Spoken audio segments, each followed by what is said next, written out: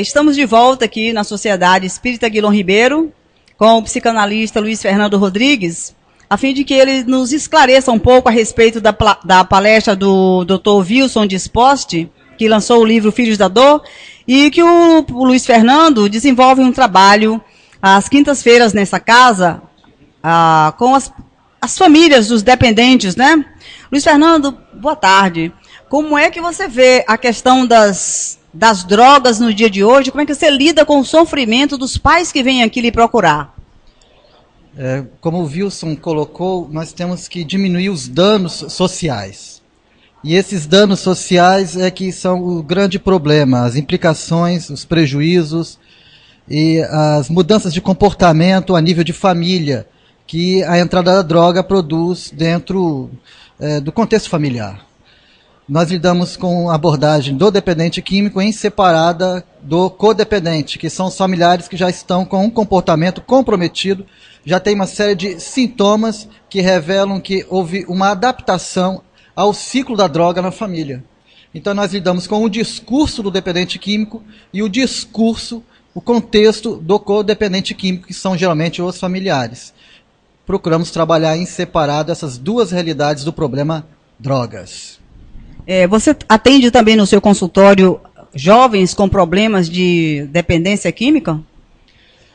No consultório só atendemos pessoas que trazem a demanda formulada. Isso quer dizer que às vezes a demanda vem dos pais e não do dependente químico, quando são jovens. Então a primeira pergunta que nós fazemos quando alguém nos procura para lidar com isso no consultório é: a demanda vem de quem? Se vem dos pais, então eu trabalho com os pais. Porque eu trabalho com o codependente. E a partir do momento que você faz uma abordagem técnica com o codependente, isso repercute nas relações dele com o familiar dependente químico. Fazemos metade do serviço. Não podemos fazer o serviço com o dependente que não quer tratamento. Fazemos a metade que é possível com o familiar. E essa é a possibilidade de trabalhar quando não tem uma demanda, não tem uma necessidade, não tem uma solicitação de tratamento por parte do portador da dependência química. E você, como diretor do departamento mediúnico dessa casa, provavelmente deve conhecer, assistir, ouvir os médiuns falando sobre casos de espíritos sofredores por causa da dependência química. Como é que você trabalha com isso? Porque uma vez eu ouvi uma palestra sua sobre a hipnose, a psicanálise e hipnose no mundo dos desencarnados. Eu nem lembro mais o nome direito agora, mas como é que você lida na reunião mediúnica com o sofrimento do espírito? Como é que funciona isso, se você puder dizer? Nós precisamos, em primeiro lugar, ouvir o espírito. A partir do momento em que ele coloca o seu contexto, nós vamos procurar o caminho mais adequado para lidar com o seu drama. Precisamos produzir aquilo que nós chamamos de estado terapêutico. E quando nós conseguimos produzir um estado terapêutico, nós o devolvemos à espiritualidade para continuar a recuperação do dependente químico ou do codependente químico desencarnado. Porque nós conversamos tanto quanto um quanto com outros, portando os mesmos sintomas no além. Então nós trabalhamos a partir da demanda, da fala, do discurso de cada caso em particular. E nós lidamos com os dramas íntimos, porque nós não trabalhamos com a droga, o problema da droga, mas aquilo que está por trás que levou a pessoa a buscar a droga como uma forma de satisfação, alívio, uma forma de alienação de uma realidade difícil, dolorosa. Então nós trabalhamos sempre procurando diminuir os danos emocionais, os problemas anteriores ao uso da droga. E é a partir daí que nós fazemos toda e qualquer abordagem com os desencarnados. Às vezes usamos hipnose, regressão, se permite. A maioria das vezes, conforme o estado que chega o paciente do espaço, o espírito, nós procuramos simplesmente deixá-lo em condições para uma abordagem nos grupos de terapia que existem no plano espiritual, né, do outro lado da vida. E nós até nos surpreendemos com a existência desses grupos para outras formas de patologias e não necessariamente e somente com as questões ligadas para a dependência química. Eu tenho assim informações, porque eu sou um pouquinho curiosa, de que você está desenvolvendo uma pesquisa e vai publicar no futuro, esse trabalho que você faz, a terapia com os desencarnados em sofrimento, seja pela droga ou seja por outros motivos que nós não sabemos, eu não sei. Essa pesquisa sua está ligada ao que acontece à comunidade terapêutica CT Segui, lá em Meaípe, em Guarapari?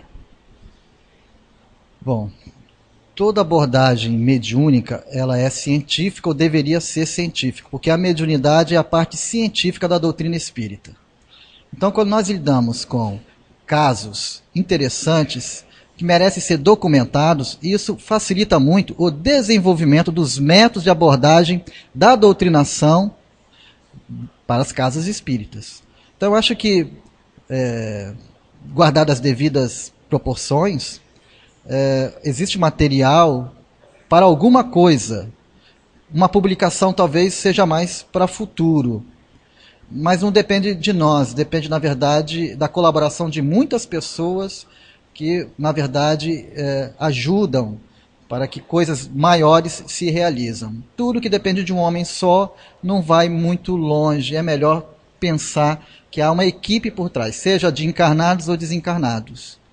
E os créditos sempre se devem dar a esses amigos que ajudam, os médiums de apoio, muitos pacientes, muitas pessoas que colaboram, oferecendo o que tem de conhecimento, de habilidades e os recursos naturais do ser humano para qualquer tipo de entendimento de como lidar com a dependência química no espaço e na Terra. Eu já ouvi também, Luiz Fernando, você comentar a respeito da hipnose e também eu ouvi você falar sobre a droga no passado, a droga na Idade Antiga, na Idade Média, bem antes na Grécia, entre os filósofos. Como é que é isso que eu ainda não consigo entender direito? Você pode explicar para a gente, por favor? Eu não tenho muitos conhecimentos sobre as drogas, né? Mas eu tenho certeza que a droga sempre existiu. Conta a lenda que Noé, quando desceu da arca, foi plantar a primeira vinha. E logo chegou aquele que nós conhecemos como Satanás. E ele, sabendo do projeto de Noé, ofereceu-se para adubar a plantação, a primeira vinha. E trouxe elementos de 4 animais, excrementos, baba, sangue e outras coisas particulares de alguns animais, que revelam que, de uma forma lendária, já se entende que a coisa é bem antiga. Você tem a droga a nível ritualístico em alguns cultos religiosos. A droga colocada num cenário religioso, ela tem um outro propósito, levar ao transe. E por conta disso, ela não é uma coisa que está socializada, é somente em momentos específicos. Nós não entendemos que seja uma prática saudável, porque todo transe deve ser um transe natural e não induzido por fármacos, sejam eles naturais ou sintetizados em laboratório. Mas nós entendemos que temos que fazer uma distinção entre aquilo que nós vemos nas práticas modernas e aquilo que acontece no mundo antigo. As pitonisas, por exemplo, entravam em transe sobre os vapores vulcânicos, porque o transe era um transe químico. Mas o fenômeno era autêntico, era mediúnico. Então nós temos que olhar para trás e pensar nas culturas, como elas funcionavam. A questão da droga nos tempos modernos é outra. Ela é uma forma de alienação, de busca do prazer, na tentativa de ter sem poder sustentar pelas vias normais, ou seja, o trabalho. Satisfações que nós imaginamos ideais. Satisfações próprias de uma sociedade que favorece o culto, a posse e o desenvolvimento de qualquer forma de manifestação egoísta da personalidade em desenvolvimento, se esquecendo do outro, das dores que leva ao outro, dos comprometimentos que o outro passa a sofrer por conta dos seus delírios de prazer. É esta a questão mais urgente em nosso tempo, que é justamente a dissolução da célula familiar por conta das alienações que a droga produz. E essa dissolução da família como sustentadora da humanidade, Porque a gente ouve muito falar na questão do afeto, parece que os jovens não recebem afeto, parece que eles entram nas drogas porque os pais trabalham muito para fazer com que o filho tenha e não seja. É disso que você está falando? A evolução da sociedade como um todo, ela passa pela mudança do papel da mulher na sociedade. E essa é um avanço, é uma evolução. Nós não vamos mais sonhar com uma sociedade antiga como se ela fosse a ideal e que resolvesse os problemas do passado e do presente. Nós temos que nos adaptar às mudanças dos tempos. Por conta disso, nós temos a ideia de que a distribuição de papéis, antes que cabiam exclusivamente à mulher, hoje passa também para o homem. Mas acontece que o homem, ele só assume aquela parte a qual ele está tradicionalmente acostumado, que é o de provedor. E se esquece de que a função dele é função de lei, aquela função de estabelecer o possível, o certo e errado, a norma, a presença, o registro da lei, não no sentido tirânico da palavra, mas no sentido de quem acompanha o desenvolvimento, dando norte, como a bússola que sempre aponta para um lado só. A figura masculina é fundamental. E nós estamos hoje vendo as mulheres sobrecarregadas com a função masculina e feminina. Nós temos que entender que talvez o problema não seja que as mulheres tenham entrado no mercado de trabalho. Foi que os homens não quiseram aceitar o ônus desse ingresso no mercado de trabalho. A questão é sociológica. É uma questão tradicional de acomodação, que passa também pela mulher, que deve preparar os seus filhos para assumir encargos de casa, de acordo com a modernidade. Você está entendendo que essa questão não é de ser respondida rapidamente, precisa ser elaborada, né? Precisa ser pensada. Mas assim, de forma grosseira, breve, nós pensamos assim. Eu acho que essa é a essência da resposta à tua pergunta. Quem procura mais tratamento para os filhos com problemas de drogadição? O pai ou a mãe? Para surpresa minha, e eu gosto muito, eu vejo muitos pais. Ok? Porque às vezes está instalada uma alienação mental na família. O tecido familiar está doente. E às vezes a parte mais frágil sobra para a mulher. Ela, na verdade, às vezes não consegue cumprir com a sua função maternal, de maternagem. E surpreendente, alguns homens chegam fazendo o papel de trazer o filho para o tratamento. Mas o bom mesmo é quando ele entra também no tratamento. Aí é que as mulheres se sobressaem. As mulheres entram no processo de reconhecer a sua participação na dependência, como codependentes. Eu acho que isso é realmente a diferença. Levar o filho para o atendimento não é suficiente.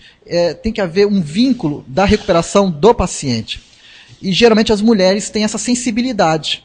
Mas os pais também fazem um papel importante e tentam colaborar dentro das limitações próprias de nossos tempos e de nossa cultura patriarcal.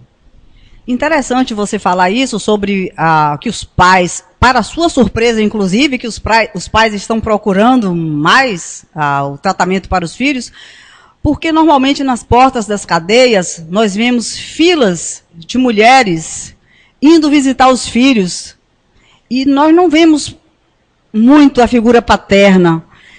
Aí eu fico meio pensando, como é que fica, o pai agora procura tratamento para o filho drogado e a mãe está indo para a porta da cadeia. Como é que funciona isso, cabeça de pai e cabeça de mãe? Que um cuida e o outro vai para a cadeia depois. Às vezes o pai está lá dentro também. Porque a criminalidade está de mãos dadas com a drogadição.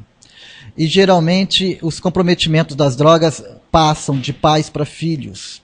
Na alienação natural de nossos tempos, em que o trabalho não dá o retorno financeiro para bancar a bermuda de marca, o tênis caro, os passeios no shopping, e encontramos aí essas disparidades entre o ser e o ter.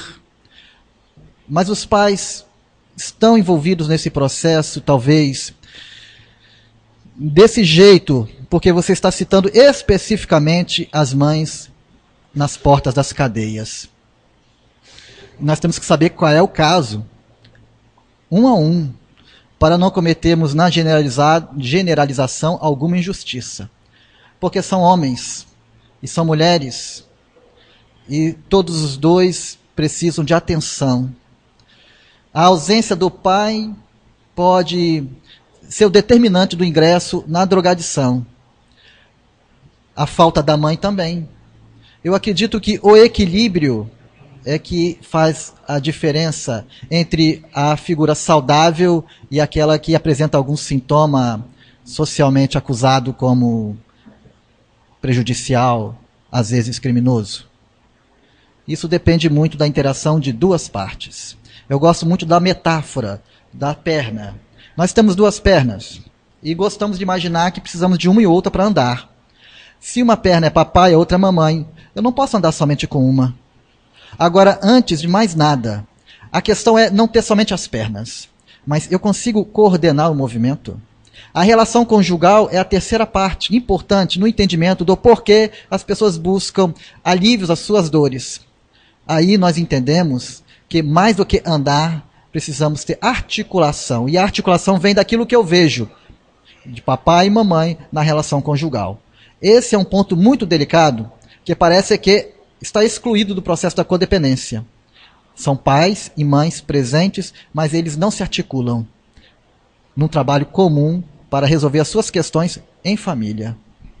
Olha só, você falou das dores, eu estou vendo aqui o companheiro Aloísio Silva, o professor Aloísio Silva, escritor, que escreveu, publicou recentemente e ainda está sendo lançado em várias cidades do Espírito Santo, a Terapêutica do Perdão, e eu sei, eu vou contar logo o segredo para vocês, que está vindo aí, já está no forno sendo assado o nosso precioso livro Dores da Alma. Quando você fala de dor da alma, aí eu queria aproveitar e introduzir a Aloísio nessa nossa conversa, para ele falar dessa dor da alma que leva o jovem a entrar na drogadição e, ao mesmo tempo, perguntar sobre a contribuição dessa palestra hoje do Dr. Wilson Disposte a respeito da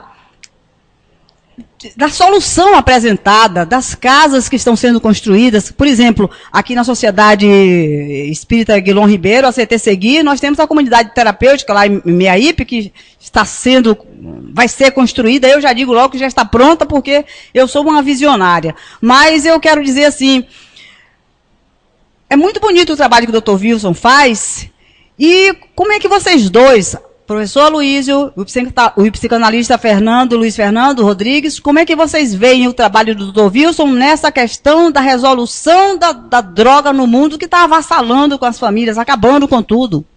Os dois podem responder, podem primeiro. Bom, o livro Por Entre as Dores, ele trata da dor humana de forma geral, por isso Por Entre as Dores. E a dor, ela é uma necessidade no processo evolutivo do ser humano.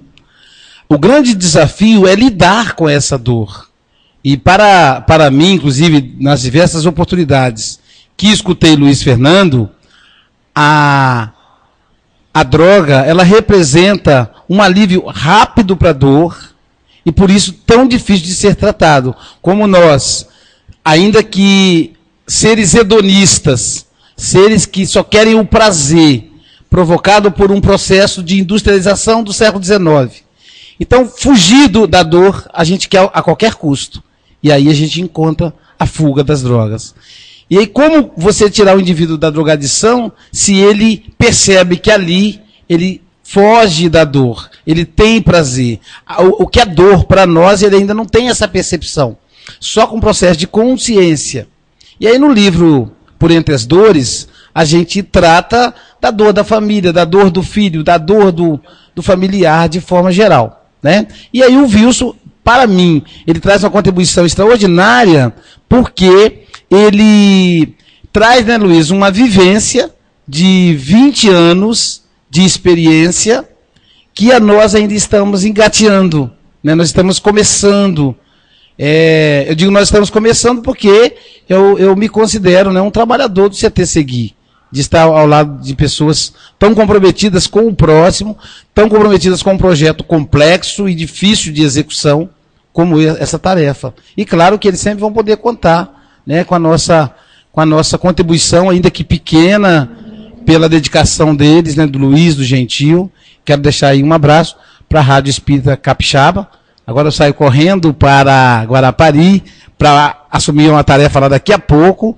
E aí eu gostaria de escutar mais um pouquinho o Luiz, mas eu vou escutar depois no ar, né, quando for para o YouTube, né, vou assistir depois devagar, porque eu gosto muito de escutar essa pessoa tão centrada, esse psicanalista que tem a minha admiração, é um amigo de muitos anos, mas é um amigo que, além de amar, eu aprendi a admirar. Então, assim, essa declaração de amor eu faço assim ao vivo, porque é uma amizade muito antiga.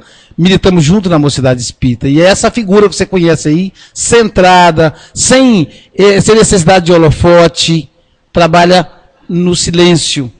Né? Trabalha no silêncio. Pois é, o mineiro sou eu. Isso é que é interessante. Então, um grande abraço a todos aí da Rádio Espírita Capixaba. Parabéns aí ao Mamed, ao Paulo Henrique, essa equipe que faz esse trabalho fantástico, que eu vou voltar a fazer parte da equipe, né?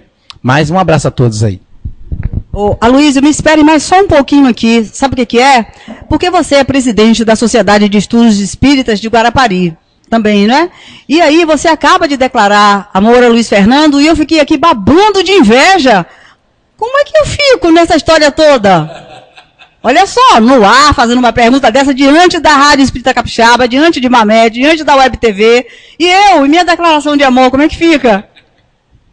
Olha só, a nossa querida Neuza Maria é um componente da nossa família que faltava. Esse foi um reencontro, agora recente, mas um reencontro, né? É uma afetividade, é uma amizade, é uma relação, é uma inter-relação espiritual que antecede muitos séculos. Então é uma pessoa fantástica, uma figura belíssima, é a minha revisora dos meus livros, minha revisora oficial, né? Ela que revisa meus livros, então a minha eterna gratidão, e claro, né? Agora faz parte da nossa família, né, Luiz? Então eu faço essa declaração de amor a ela, que ela merece. Então, mais uma vez, Neuza, muito obrigado por tudo. E aí, depois fico me devendo essa pressão. Gente, eu obriguei a Luísa a declarar o amor para mim, viu? Obrigada, Luísa, viu? Boa viagem. Então, Luiz Fernando, para a gente finalizar um pouquinho, eu só queria que você falasse rapidamente da palestra do Dr. Wilson e essa relação com a CT Seguir e o trabalho que é feito aqui na Sociedade Espírita Guilherme Ribeiro.